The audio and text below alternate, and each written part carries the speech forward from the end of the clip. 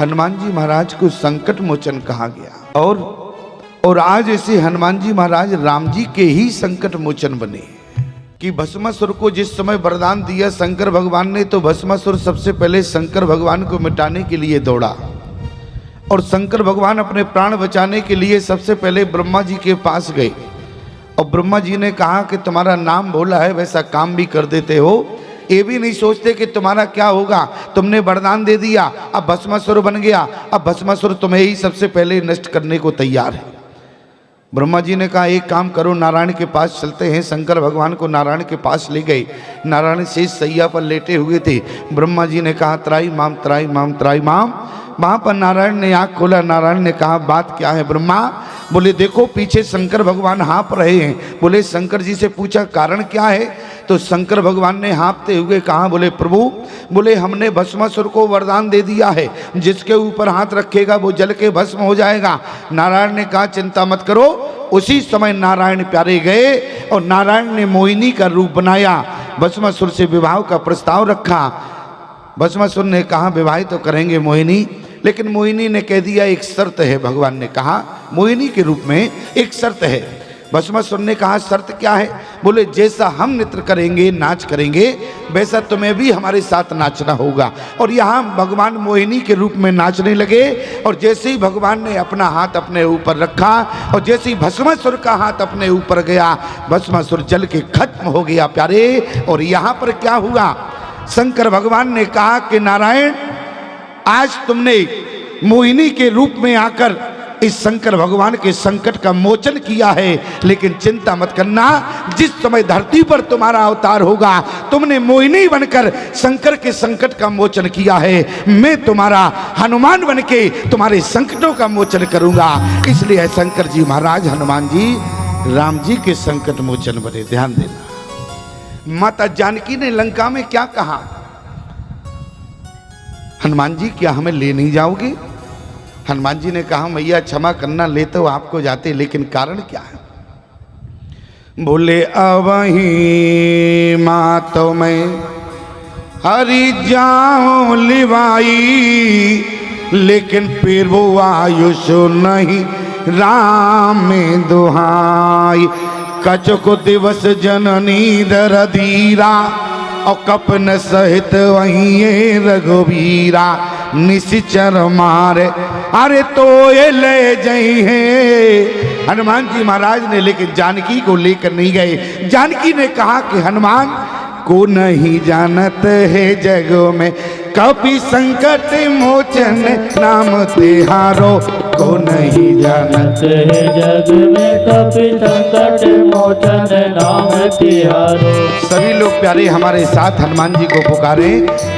को नहीं जानत है जग में कपि संकट मोचन नाम तिहारो, को नहीं जानत है जग में कपि संकट मोचन नाम तिहारो।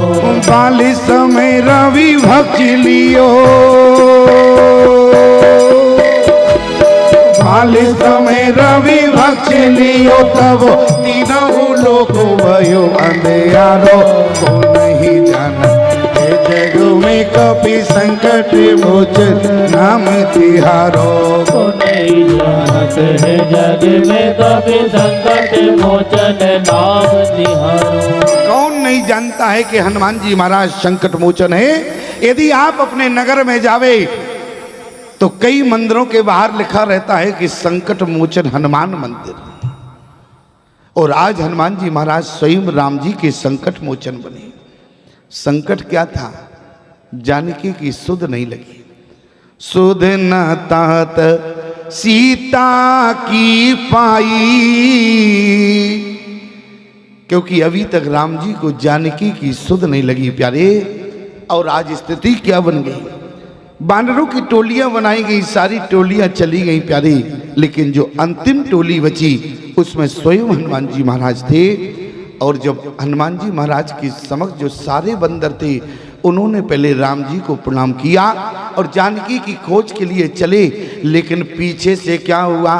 अरे पाछे पवन तनय सिर नावा, पाछे पवन तनय सिर नावा पाछे पवन तनय सिर नावा पाछे पवन तन सिर नावा जान काजी पिरो निकटे बुलावा जान काज प्रभु निकट बुलावा परसासीस सरोरह पानी परसातीस सरोरहो पानी कर मुद्रिका दीन जन जानी कर मोद्रिका दीन जन जानी पाछे पवन तनय सिर नावा पाछे पवन तनय सिर नावा जान काजी फिरो निकटे बुलावा जान काज प्रभु निकट बुलावा।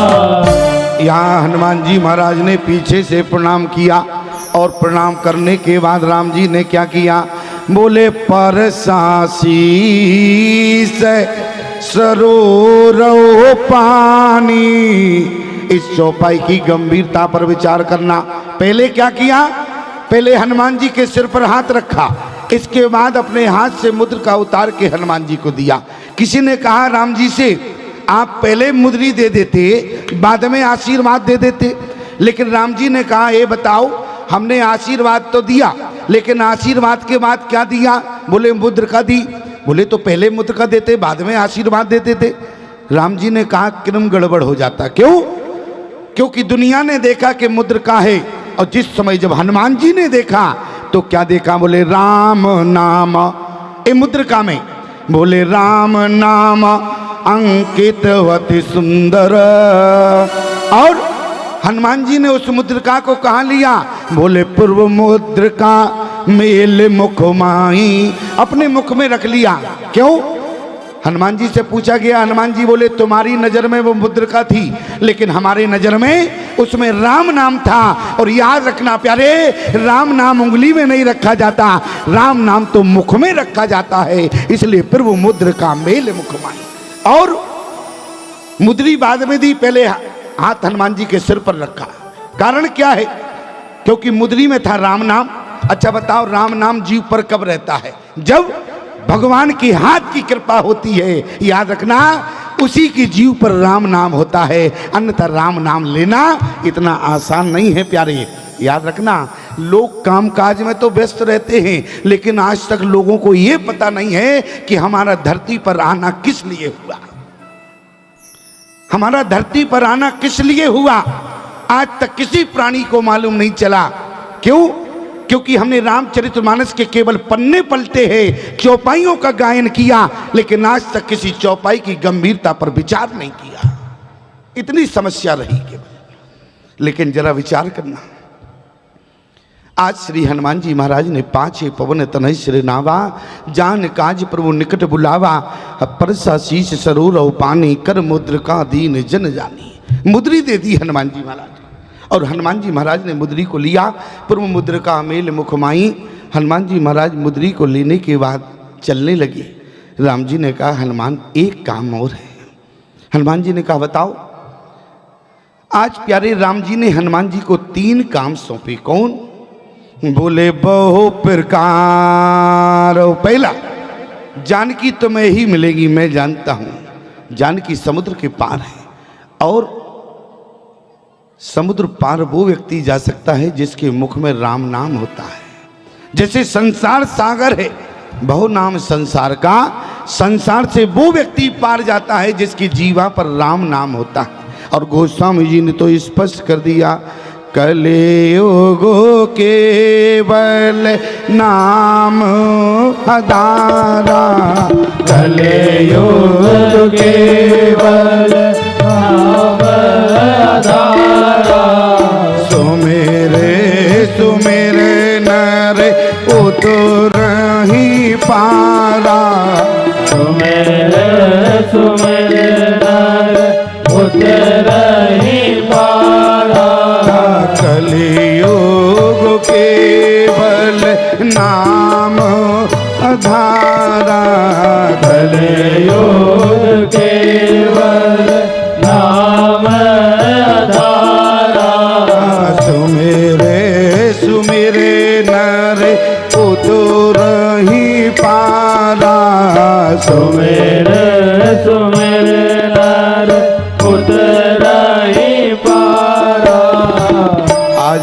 जी ने राम जी की जो मुद्रिका में राम नाम था उसको मुख में रखा। क्यों?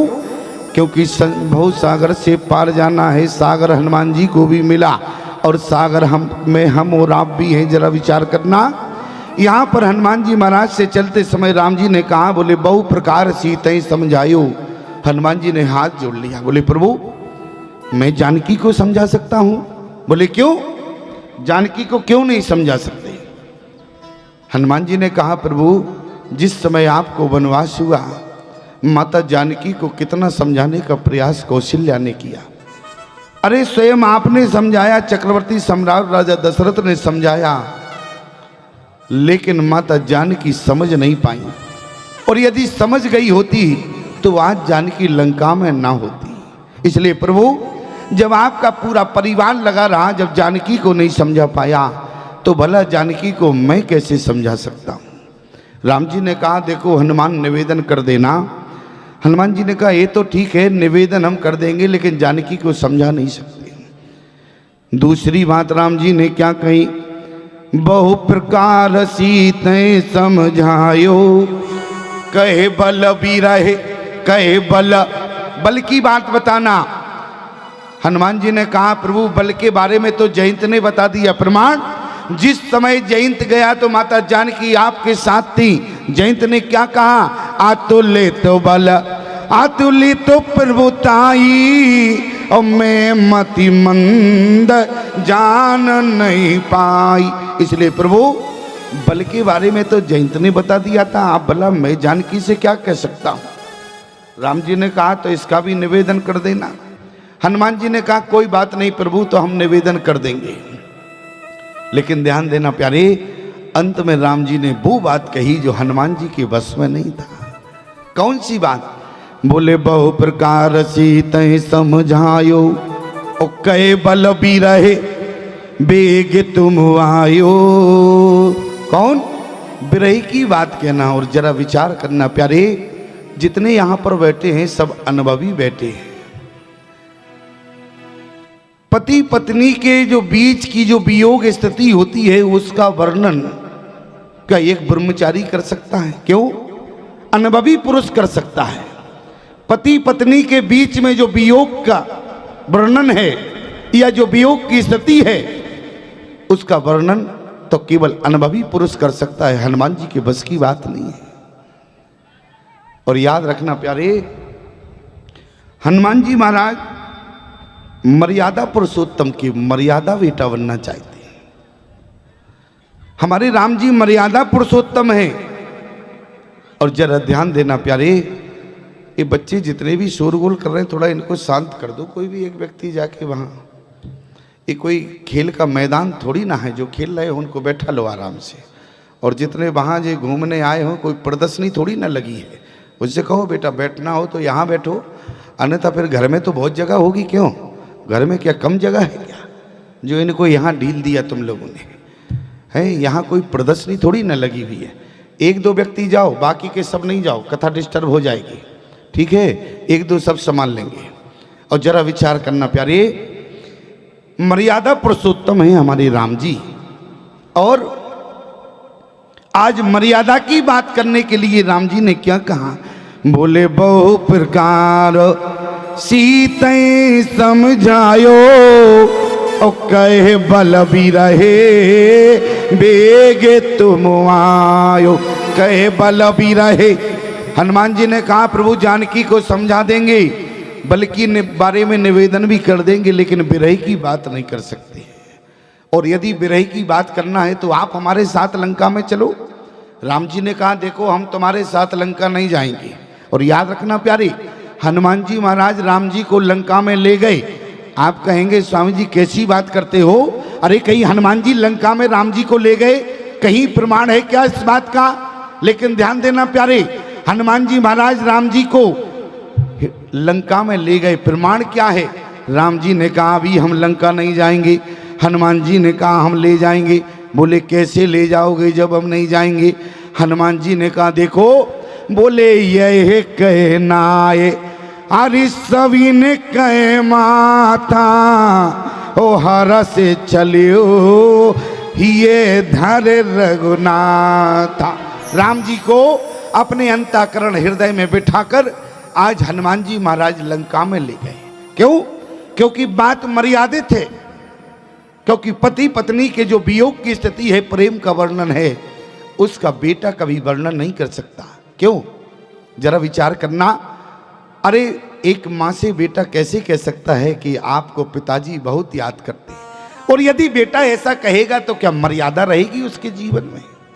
यदि बेटा अपनी माँ से कहे कि माँ पिताजी तुमको बहुत याद करते हैं, तो याद रखना प्यारे, मर्यादा नहीं रहेगी। और आज मर्यादा पुरुषोत्तम है हमारे राम, और आज शंकर भगवान 11वें रुद्र में मर्यादा पुरुषोत्तम के मानस बेटा बनना चाहते हैं। लेकिन यदि हम मर्यादा की बात करें प्यारी, तो आज जो मर्यादा हमें गांव में देखने को मिलती है वो मर्यादा शहरों से में नहीं। क्यों? यदि हम मर्यादा की बात करें तो आज जो मर्यादा हमें गांव में देखने को मिलती है वो मर्यादा शहरों से समाप्त हो गई है। आप कहेंगे स्वामी जी आपने हमारे गांव में आके कौन सी ऐसी मर्यादा देख ली जो आपको गांव की मर्यादा आज भी अच्छी लगती है? गांव में मर्यादा है, शहरों की मर्यादा समाप्त हो गई। आप कहेंगे कि कौन सी मर्यादा आपने हमारे गांव में आके देखी जो आपको गांव की मर्यादा आज भी अच्छी लगती है? याद रखना प्यारे, अरे हमारी बात तो छोड़ो, स्वयं आप भी जरा विचार करना। एक नजर जरा सारी माताओं के ऊपर जरा डाल के देखना। यदि यहां पर 60 बरस की भी माता जी बैठी हैं तो उनके सिर पर पल्लू है, लेकिन शहरों से पल्लू समाप्त हो गया। ये क्या है? मर्यादा है। शहरों से मर्यादा समाप्त है। माता जी यदि हम पल्लू की बात करें तो एक निवेदन आपसे करना चाहते हैं। ये बात हमको बहुत अच्छी लगी, लेकिन कथा करने जिस समय हम महानगर में जाते हैं तो ये मर्यादा वहां नहीं होती है। लेकिन जरा ध्यान रखना, आज पल्लू की बात आई तो एक हम आपको सिद्धांत बताना चाहते हैं। आप चाहे जीवन में अपना सिर खुला रखना, लेकिन 4 जगह जीवन में कभी सिर खुला मत रखना।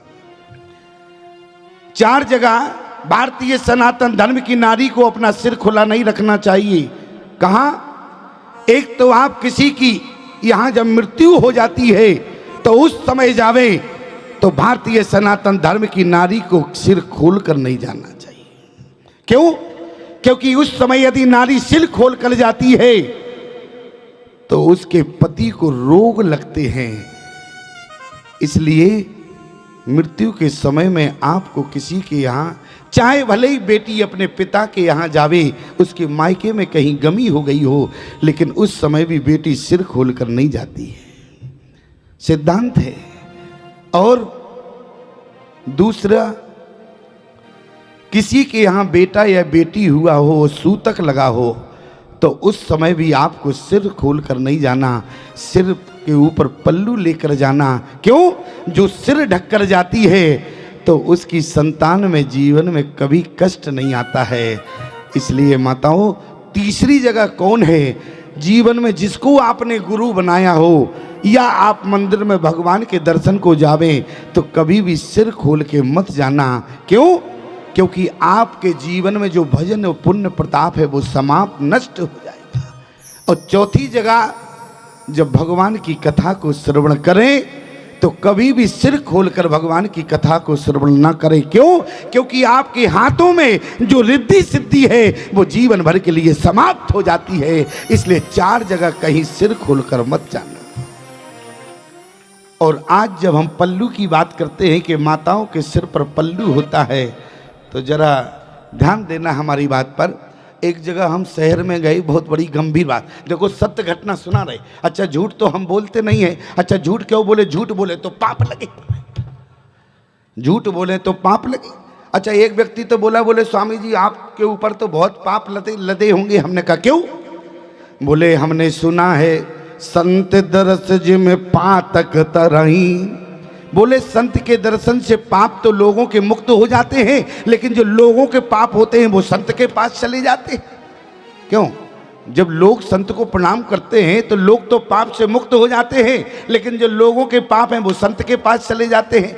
हमने कहा भैया तुमने बहुत अच्छी बात कही कि लोग जब प्रणाम करते हैं तो वो पाप से मुक्त हो जाते हैं और संत के पास पाप आ जाते हैं, लेकिन याद रखना जो संत को प्रणाम करता है वो पापों से मुक्त होता है और जो संत की निंदा करता है वो संत के पाप ले जाता है, वो महापापी हो जाता है। ध्यान देना, हमारे पास तो पाप रहा नहीं, आपने प्रणाम किया, आपका पाप हमारे पास आया, जिसने हमारी निंदा की उसके पास पाप चला गया।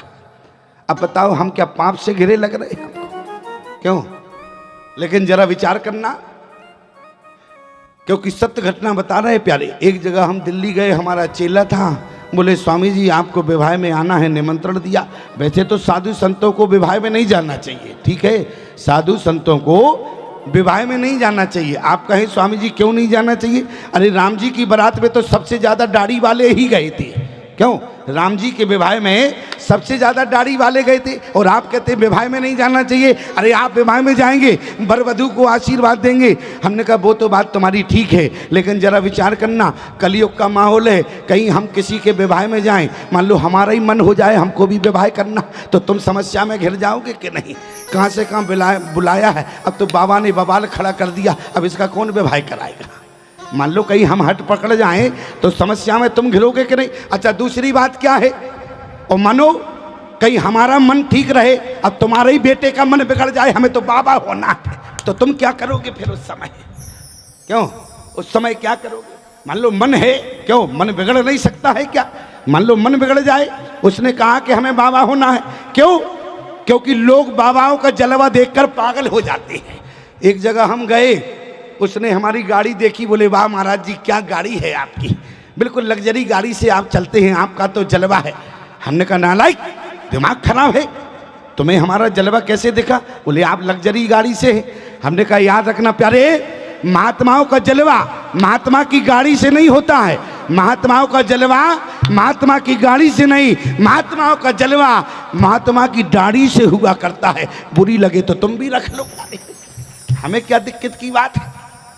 जरा कल्पना करना प्यारे, जैसे ही हम उसके यहाँ पहुंचे और शहर की बात थी, और जैसे ही हम उसके यहाँ गए, और आप सब जानते हैं प्यारे शहरों की दशा क्या है, बोले जितने नौजवान हैं सब मूछ मुड़ाए घूमते हैं, शहरों में मूछें भी गायब हो गई हैं, किसी के मूछ नहीं दिखती है। लेकिन जरा ध्यान देना, और जैसे ही हम उसके यहाँ विवाह में गए तो बरवधू को जैसे ही हम मंच पर चढ़े तो बरवधू का एक जैसा श्रृंगार था। श्रृंगार क्या था? बोले वधू भी अपने सिर पर पगड़ी रखे थी और बर भी अपने सिर पर पगड़ी रखे था। अब हम समस्या में हो गए, आशीर्वाद किसको देवे? अब क्यों आशीर्वाद किसको देवे? समस्या में घिर गए। आप कहेंगे कौन सी समस्या में? अरे समस्या इस बात की, दोनों का श्रृंगार एक जैसा था, ना तो हम ये पहचान पाए ये बर है कि ये बर है, कौन बर है, इनमें कौन वधू है। अब हमने कहा किसको आशीर्वाद देवे? मान लो कहीं सौभाग्यवती का आशीर्वाद हमें वधू को देना है, कहीं बर को दे दिया सौभाग्यवती रहो, तो उस कहेगा महात्मा जी दिमाग खराब है आपका क्या, हमको सौभाग्यवती का आशीर्वाद दे रहे हो? तो हम तो पहचान नहीं पाए, बड़ी गंभीर समस्या हो गई।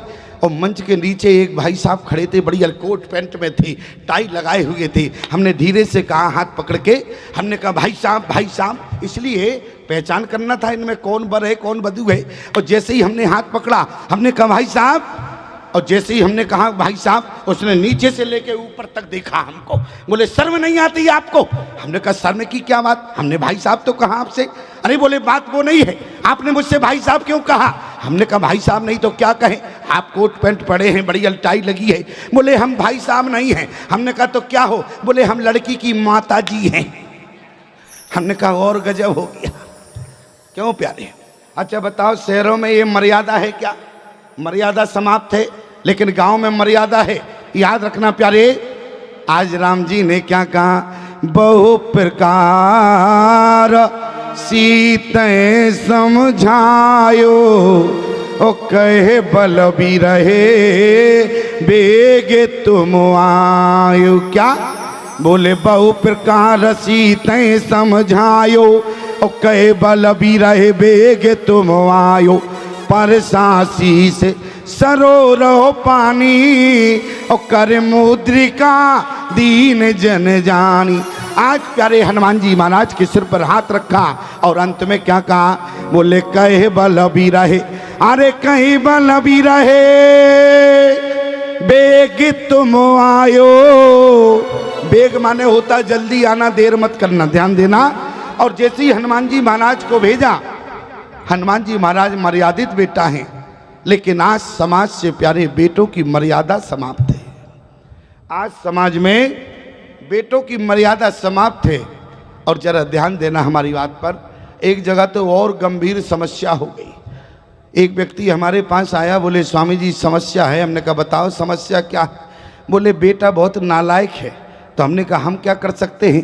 बोले आप घर पे चलें तो आप संत हैं, उसको समझा देना, आपकी बात मान जाएगा। तो हमने कहा ये बताओ बेटा करता क्या है। बोले कुछ नहीं करता है, घर में पड़ा रहता है, 2-4 गालियां और दे देता है।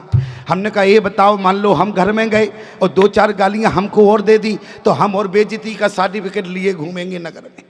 बोले नहीं नहीं आप संत हैं, आप चले तो आप समझा देंगे। हमने कहा मान लो कहीं बेटे ने हमारी ना मानी तो। हमने कहा एक बात बताओ, बेटे को न समझाएं तुम्हें समझा दें तो समझ में आ जाएगा। बोले तो हमें ही बता दो उपाय क्या है। हमने कहा उपाय सिर्फ इतना है, यहाँ पर कल तक हमारी कथा है और कल जैसे ही यहाँ से हमारी रवानगी होगी तुम अपने घर में जाओ, बैग लगा के आओ और हमारे साथ चित्रकूट चलना। हम तुम्हें नागा का सर्टिफिकेट बना देंगे, बाबा बना देंगे। बोले निर्मोही अखाड़े में भर्ती कर देंगे। हाथ जोड़कर बोले स्वामी जी अब रहने दो, अपना ही तो बेटा है, 2-4 गाली दे लेता है तो कोई फर्क नहीं पड़ता। हमने कहा भैया जब तुम्हारी मति हम नहीं बदल पाए तो बेटे की कहाँ से मति बदल देंगे। आज हनुमान जी ने कहा चलना पड़ेगा और हनुमान जी महाराज ने बोले ये कहनाए अरे सविन कहे माथा ओ हर से चलियो ये धर रघुनाथा। आज अपने अंतःकरण में राम जी को बिठा कर ले गए और जरा विचार करना, यदि आज हनुमान जी महाराज लंका में राम जी को न ले जाते तो जो माता जानकी ने प्रश्न किया उस प्रश्न में हनुमान जी महाराज फंस जाते। क्यों? जो राम जी ने बिरही की बात कही वही बात माता जानकी ने हनुमान जी से पूछ दिया। प्रमाण बोले सहज बान सेवक सुखदायक और कबहु की सूरति करते रघुनायक। क्या राम जी हमें कभी याद करते हैं? हनुमान जी ने कहा कि प्रभु यदि आज तुम्हें हम लंका में ना लाते तो आज ये हनुमान आके फंस गया होता। और याद रखना प्यारे, आज जो बिरही की बात राम जी ने भी कही, माता जानकी ने भी यही पूछ दिया कि राम जी कभी हमें याद करते हैं? अरे बेटा मर्यादित है, कैसे कह दे कि माँ आपको पिताजी बहुत याद करते हैं। लेकिन जरा ध्यान देना, आज मर्यादित हनुमान जी महाराज ने क्या किया, हृदय में बैठे राम जी को जानकी का संदेश दे दिया। बोले यह कहनाए अरे सविन कहे माता ओ हर से चले हो ही धर रघुनाथा। राम जी कहाँ हैं? बोले हृदय में है। और संदेश किसको दिया? बोले रघुपति कर संदेश अब अरे सुन जननी धर धीर वस कहीं कपि गद गद भयो और भरे विलोचन नीरा। हनुमान जी महाराज गदगद हो गए। और जब प्राणी गदगद होता है तो कानों से कुछ सुनाई नहीं देता, आंखों में अश्रु की धारा होती है। ये स्थिति केवल क्षणिक मात्र होती है। और आज गोस्वामी जी कहते हैं कि हनुमान जी महाराज गदगद है। और जब हनुमान जी महाराज गदगद हुए तो यहां पर जानकी से संवाद हुआ। कौन बोला? बोले कहो रामा। सुंदर कांड में स्पष्ट लिखा क्या? बोले कहो राम अरे वियोग तब सीता मोकौ सकल भये विपरीता। कौन बोला यहां पर? याद रखना प्यारे, यहां पर हनुमान जी नहीं बोले। क्यों? आप कहेंगे हो सकता हो कि गोस्वामी जी से त्रुटि हो गई हो। हमने कहा गोस्वामी तुलसीदास जी से अपराध नहीं हुआ, गोस्वामी जी की कलम ने तो सही लिखा कहो राम। बोले हो सकता हो कि शंकर भगवान ने मानस को रचा है, रचि महेश ने निज मानस राखा और शंकर भगवान पीते हैं भांग। हो सकता हो भांग पिए हो, उस समय शंकर भगवान ने रचना को गलत कर दिया।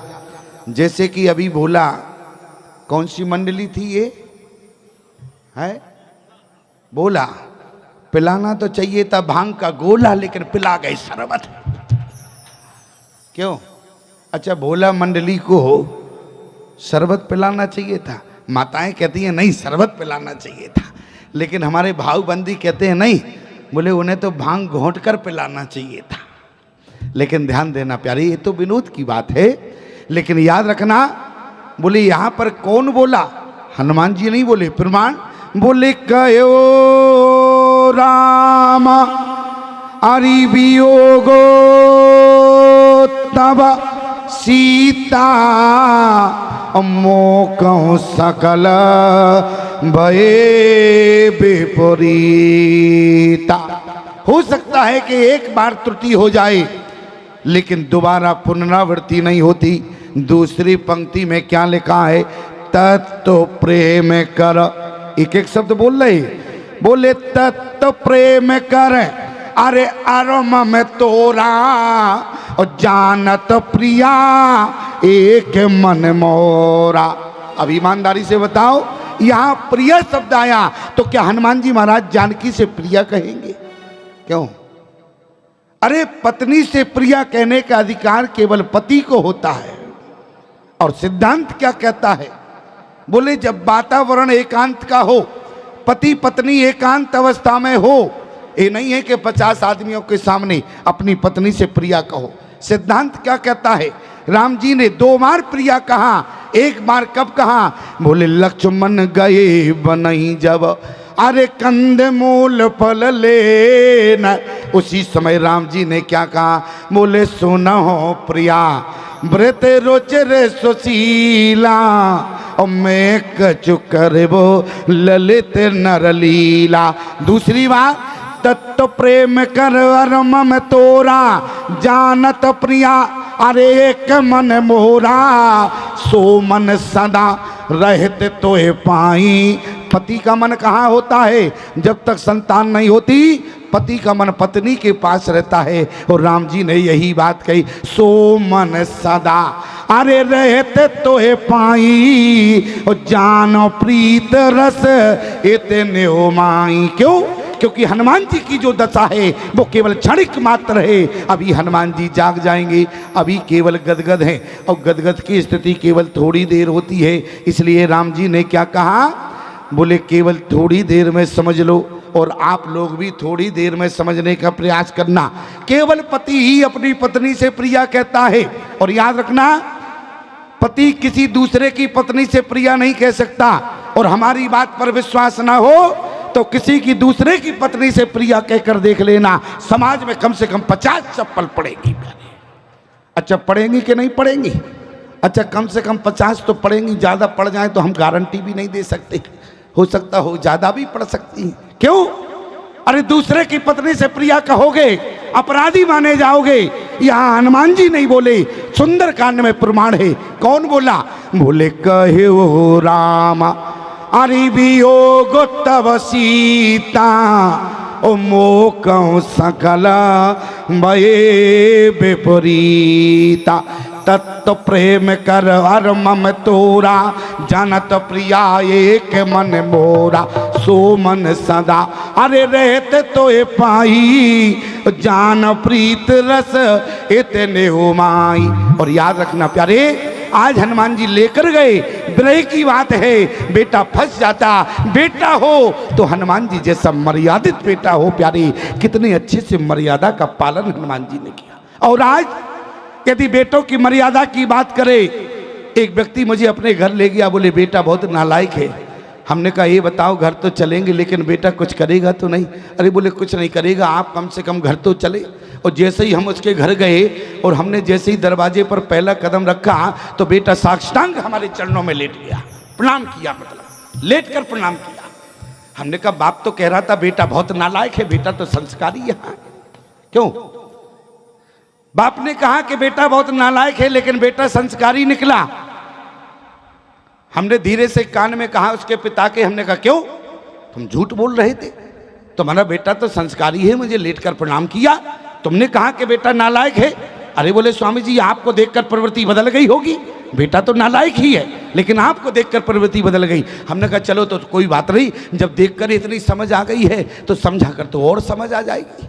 क्यों? जिसकी संत को देखकर प्रवृत्ति बदल गई हो तो समझाने से तो और समझ जाएगा। थोड़ी देर में बेटा चाय लेकर आया, और जैसे ही चाय लेकर आया तो चाय को रखा, हमने कहा बेटा इधर आओ। हाथ जोड़कर खड़ा हो गया, बोले बोलिए महाराज जी। हमने कहा बेटा तुमने हमको प्रणाम किया, इस बाप को प्रणाम क्यों नहीं किया? अरे हमको प्रणाम किया, इस बाप को भी प्रणाम कर लेते। अरे बोले स्वामी जी छोड़ो इस बाप की बात। हमने कहा बाप की बात, ये तो तुम्हारा बाप है। अरे बोले ये बाप नहीं है, ये तो हमारे जीवन का पाप है। हमने कहा दिमाग खराब है क्या तुम्हारा?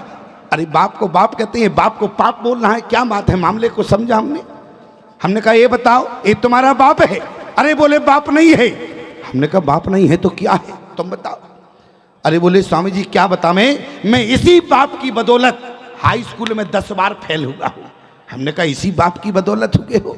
हमने बाप से पूछा, हमने कहा क्यों? तुम्हारा बेटा तुम्हारी बदौलत 10 बार हाई स्कूल में फेल हुआ। अरे बोले स्वामी जी हमारी बदौलत क्यों? पढ़ा लिखा नहीं था, पढ़ता लिखता नहीं था, दिन भर पढ़ा रहता था, इसलिए हाई स्कूल में 10 बार फेल हो गया।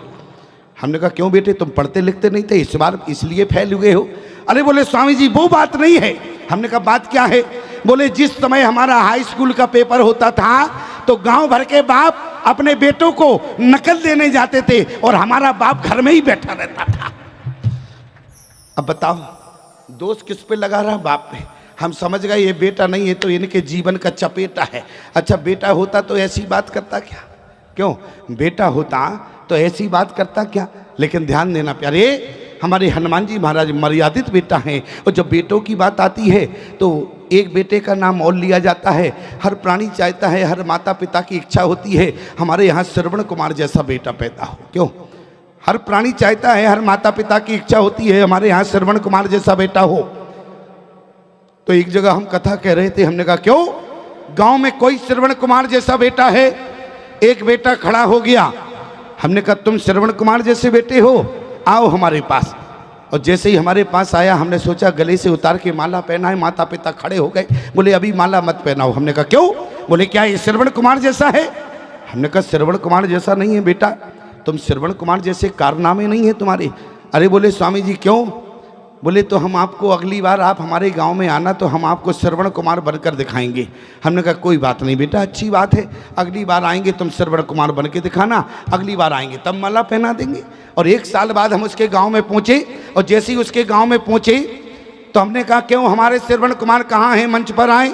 और जैसे ही हमने श्रवण कुमार को बुलाया, गले से माला उतारी पहनाने के लिए, माता पिता फिर खड़े हो गए, बोले स्वामी जी अभी माला मत पहनाओ। हमने कहा क्यों? अरे तुम्हारा बेटा श्रवण कुमार बन गया है, तुम्हें माला पहनाने में दिक्कत है? अरे बोले अभी बना नहीं है। हमने कहा क्यों बेटा, तुम श्रवण कुमार नहीं बने हो? अरे बोले स्वामी जी क्या करें, हम तो बनना चाहते हैं, पहले माता पिता अंधे तो हो गए। अब बताओ प्यारे, ये समाज में विडंबना है कि नहीं है? क्यों? समाज में विडंबना है कि नहीं है? अगर ऐसे बेटा हो तो समाज में पिता का कल्याण होगा क्या? लेकिन जरा विचार करना, आज हनुमान जी महाराज चले पाछे पावन, अरे तनय सिर नावा, और जाने काज प्रभु निकटे बुलावा। हमारे जो शिष्य हैं बैतूल से इतनी बजनीली माला लाए कि ऐसे लग रहा है इसको बिना उतारे हम कथा कर नहीं पाएंगे। हमारे युवराज जो है ना, इतनी उनका भी वजन ज़्यादा है और माला का भी वजन ज़्यादा है। अब गर्दन बराबर झुक रही है तो बोलने में दिक्कत है। हमने कहा शेर तब तक तुम इस माला का वजन सहन करना, इसके बाद में हम डाल लेंगे। लेकिन जरा ध्यान देना हमारी बात पर। जैसे ही हनुमान जी महाराज चले, जितने बंदर थे बंदरों ने कहा हनुमान जी से आगे चलो। हनुमान जी ने कहा ये बताओ, राम जी को प्रणाम किया तो पहले तुमने प्रणाम किया, बाद में हमने प्रणाम किया। अब लेकिन इसके बाद रास्ते की बात आई तो हम आगे चले। प्रमाण क्या है? बोले आगे कहे हनुमंत लीना। सारे बंदरों ने हनुमान जी से कहा कि आगे चलो, और हनुमान जी महाराज आगे चले। क्यों? आज याद रखना प्यारे, देखो रामचरितमानस की प्रत्येक चौपाई तुम्हारे जीवन से जुड़ती है। हनुमान जी महाराज से कहा आगे चलो, क्यों? बंदरों ने कहा कि आप है महात्मा। और याद रखना प्यारे, जो जीवात्मा अपने जीवन में महात्मा या परमात्मा को आगे रखता है वो जीवन में कभी असफल नहीं होता है, जीवन में सफल ही होता है। हनुमान जी महाराज को बंदरों ने आगे किया तो ईमानदारी से बताओ समस्या का समाधान हुआ? आप कहें कौन सी समस्या का समाधान हुआ? जरा विचार करना। बोले लागी तिरसा, बोले लागी तिरसा अतिशय अकुलाने और मिले न जल घन गहने बुलाने। तो क्या हुआ? मन हनुमान कीन अनुमाना, मरण चाहत सब बिन जल पाना। तो क्या किया? चढ़ गिर शिखर चहु दिस देखा, भूम विवर के कौतक पेखा, चक्र बाक बक हंस उड़ाई, बहुतक खग प्रभ सहित माई। आज यदि हनुमान जी ना होते तो सारे बंदर प्यास से मर जाते। याद रखना प्यारे, यहाँ पानी की बूंद नहीं है लेकिन प्राणों को बचाने वाले हनुमान जी है। और आगे बोले नयन मूंद पुनि अरे देखे बीरा, और ठाड़े सकल सिंधु के तीरा। यहाँ पानी की बूंद नहीं थी और जहाँ पानी ही पानी था, लेकिन प्राण किसने बचाए? हनुमान जी ने। वहां भी बंदर मर रहे थे। आप कहेंगे प्रमाण क्या है? बोले यहाँ न सुध सीता की पाई, वहां गए मारे कपिराई, दुई प्रकार वही मृत्यु हमारी। आज सारे हर प्रकार से बंदरों की मौत थी, लेकिन याद रखना हनुमान जी महाराज ने समाधान दिया। क्यों? क्योंकि आगे गए। अपने जीवन में यदि महात्मा परमात्मा को आगे रखोगे प्यारे, तो मैं गारंटी देता हूं कि जीवन में यदि मार्ग में कोई समस्या आई, समाधान उसके द्वारा हो जाएगा। आज लोग घर से निकलते हैं, घर के भगवान को कभी प्रणाम नहीं करते। याद रखना, आज सारे बंदरों ने कहा हनुमान जी से आप आगे चलो। जिस समय प्यारे महाभारत में कौरव और पांडवों के बीच में जुआ हुआ, कभी आपने विचार किया कि पांडवों के हारने का कारण क्या था?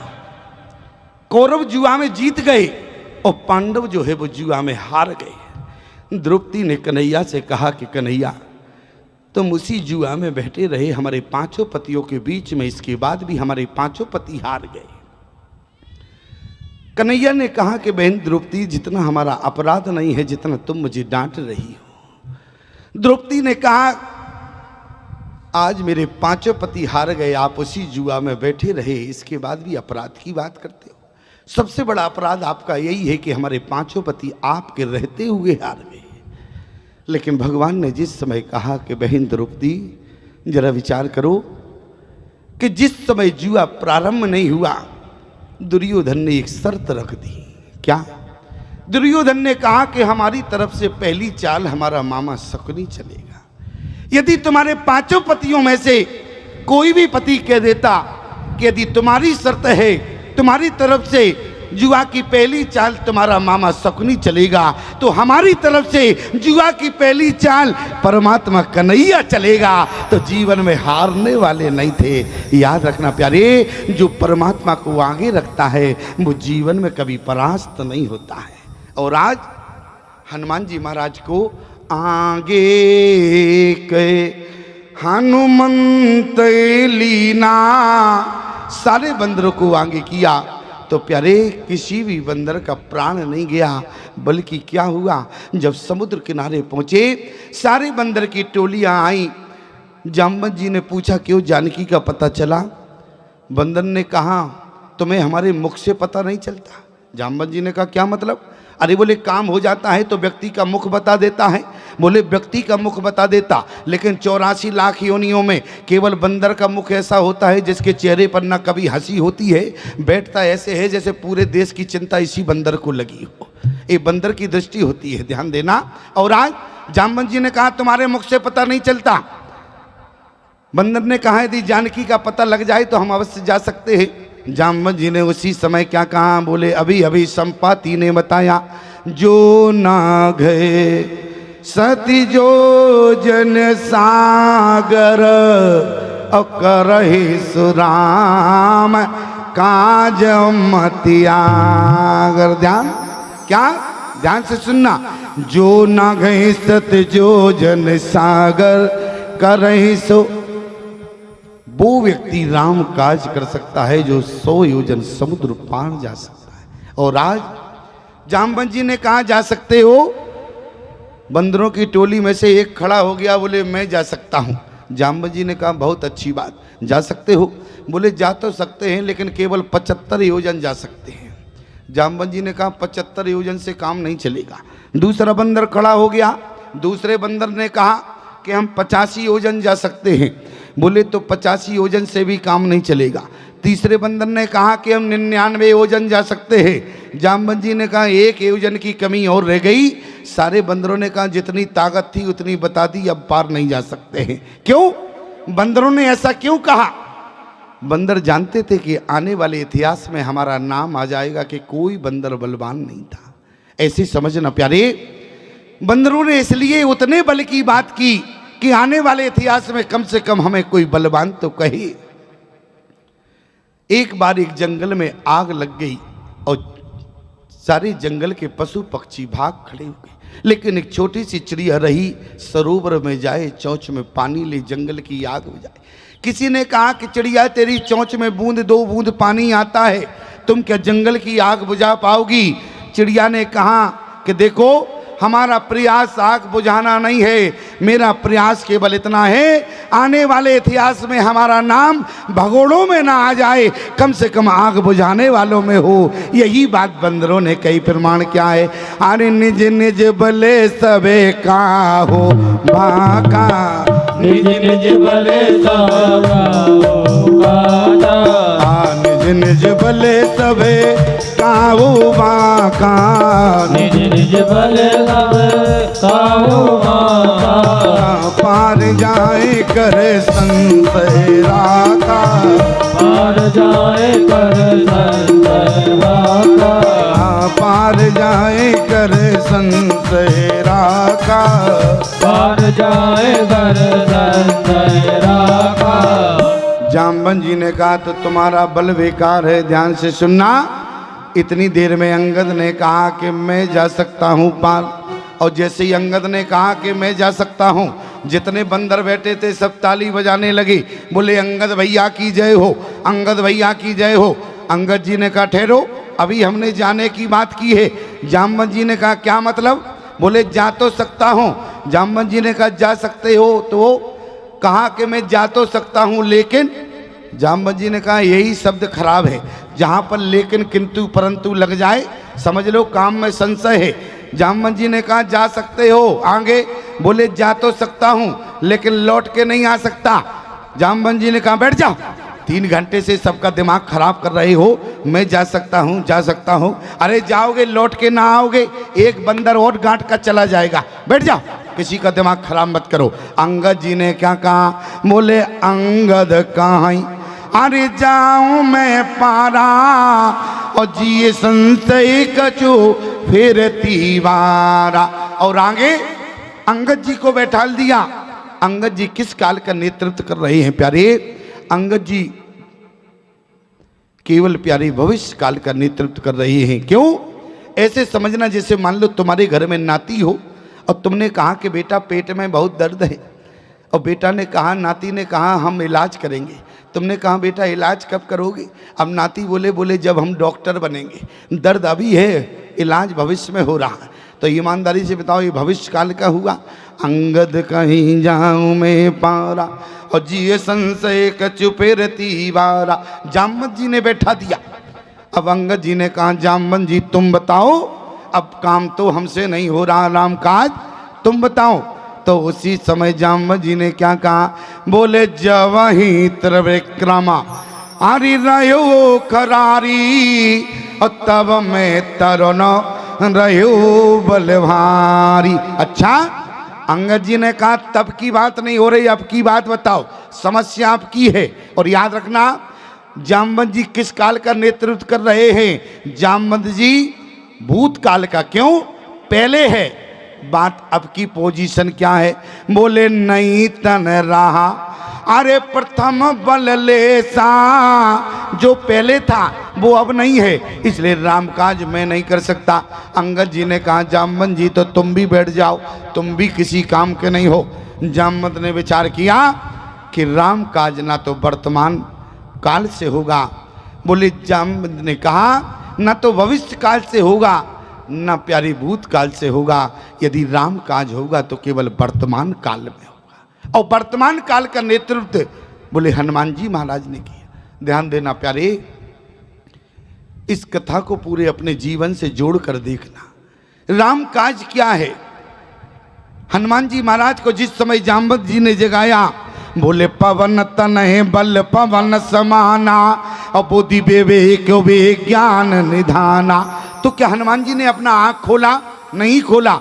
बोले कवने सुकाज अरे कठिन जग माही, और जो नहीं होए ताते तुम पाई। तो क्या हनुमान जी महाराज ने अपना नेत्र खोला? नहीं खोला। क्यों? याद रखना प्यारे, हनुमान जी को जगाना है तो हनुमान जी के सामने हनुमान जी की प्रशंसा जीवन में मत करना। हनुमान जी को यदि जगाना है तो हनुमान जी के सामने तो राम नाम की प्रशंसा करना, अपने आप हनुमान जी जाग जाएंगे। और यही बात जामवंत जी ने क्या कहा? बोले राम काजे लगे हरि तब अवतारा, और सुनते हो भये पर्वताकारा। हनुमान जी महाराज जैसे लंबे चौड़े हुए और सारे बंदरों ने कहा हनुमान जी से बहुत लंबे चौड़े हो गए। हनुमान जी ने कहा तुम लोग कहाँ हो? सारे बंदरों ने कहा हम तो वही हैं, तुम ही थोड़े ज़्यादा लंबे हो गए, थोड़ा छोटे हो। हनुमान जी ने कहा बात क्या है? तो उसी समय जामवंत जी ने कहा जो ना गए सत्य जो जन सागर, करें सुराम काज मति आगर। जो 100 योजन का समुद्र पार जा सकता है वही राम कर सकता है। हनुमान जी ने सिंहनाद करके कहा छोड़ो, समुद्र लांघने की बात करते हो? बोले सिंहनाद कर अरे 12 और लीन नाघो जल निधि खारा। कहो तो हम समुद्र को ही पी जावे। हनुमान जी ने कहा कहो तो हम समुद्र पी जावे। और याद रखना प्यारे, सारे बंदरों ने कहा ये तो बहुत अच्छी बात है हनुमान जी से, जब तुम समुद्र पी जाओगे तब तो हम भी लंका में चलेंगे। लेकिन याद रखना जामवंत जी ने कहा ये काम नहीं करना है, समुद्र नहीं पीना है। सारे बंदरों ने कहा ये बताओ तुम समाधान के लिए आए थे कि व्यवधान के लिए? अरे हनुमान जी समुद्र पी रहे हैं, घंटों का काम मिनटों में हो जाएगा, तुमको क्या परेशानी है? जामवंत जी ने कहा ये बताओ। बोले ज्वार भाटा कहाँ आता है? बोले समुद्र में। और बोले जब ज्वार भाटा आता है, जब मानसून बनता है तब ज्वार भाटा आता है, तब मानसून बनता है, तब किसानों को पानी मिलता है। और जब समुद्र में पानी ही नहीं आएगा तो ज्वार भाटा क्या तुम्हारे घर में आएगा क्या? क्यों? जब समुद्र में पानी नहीं होगा तो ज्वार भाटा कहाँ आएगा? तो उसी समय जामवंत जी ने कहा सुनो समुद्र नहीं पीना है। हनुमान जी ने कहा तो एक काम तो करो। बोले सिंहनाद कर 12 लीन नागो जल निधि खारा।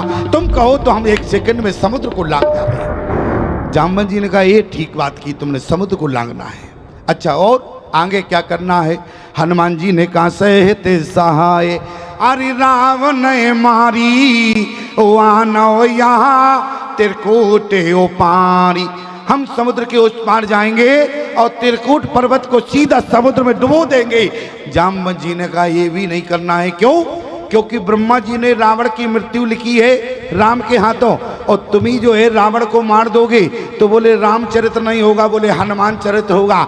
तो हनुमान जी ने क्या कहा? ध्यान से सुनना। अभी हनुमान जी ने जितनी बातें कही वो जवानी के जोश में कही। अब हनुमान जी ने क्या कहा? बोले जामवंत मैं, एक वृद्ध का सम्मान किया। बोले जामवंत मैं अरे पूछो तो ही उचित सिखावन दीजिए मोई।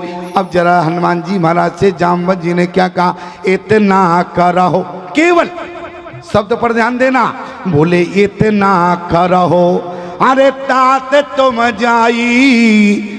जब जामवंत जी ने कहा इतना करो तब कितना कर दिया? बोले कछु मारे से कछु मर्द से अरे कछु मिलिया के दर दूर और कछु पुने जाए पुकारे और फिर वो मरे कटे भले बोर।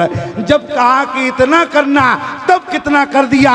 और कहीं जामन जी कह देते कि जितना करहो अरे ताते तुम जाई।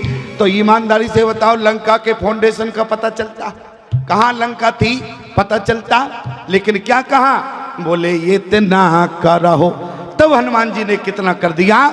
हमारे यहाँ एक कछु का माने होता है चाराना, और बोले कछु मारे से कछु मर दे से और कछु मिले के दर दूर। 12 राक्षस हनुमान जी महाराज ने समाप्त किए और केवल 4 राक्षस बचे थे राम जी के समक्ष। राम जी के सामने केवल 4 राक्षस थे, 12 राक्षस हनुमान जी महाराज ने समाप्त कर दिए। और जरा विचार करना, और यदि हनुमान जी ना होते, हनुमान जी ने जब 12 राक्षस समाप्त किए, 4 बचे, तब तो लक्ष्मण शक्ति लगी रात भर रोए। एक कंडीशन हुई, और कहीं 16 राक्षस होते तो क्या कंडीशन होती राम जी की।